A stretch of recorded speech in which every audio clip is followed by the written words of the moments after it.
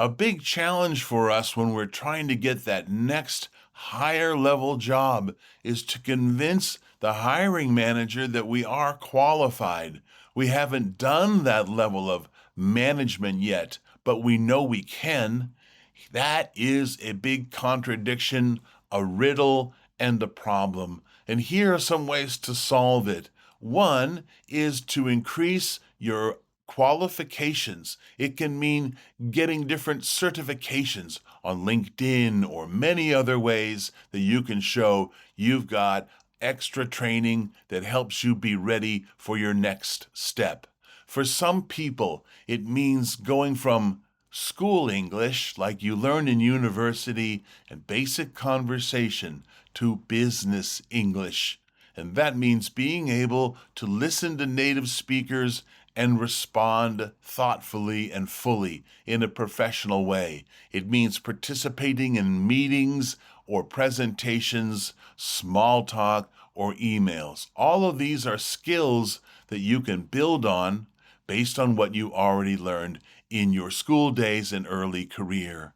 The second thing is to look for a way to show more expertise by chronicling and detailing how you made things change in your job.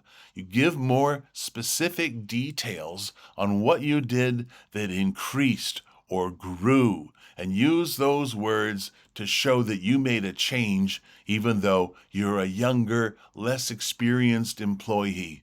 The third is to network with people and alumni from your university or your group in your country, or to reach out to people who could be a mentor. If you do that in a positive and thoughtful and human way, showing them that you're earnest and honest about asking for help, you'd be surprised at how many people will take you on. They want to be a big brother, a big sister, or good uncle or auntie and guiding you because someone was a mentor for them. You can try these things and they will help you reach the goal you want. Even though the hiring manager now says you don't have the experience, you can show them how you've worked towards being able to be that manager and lead people.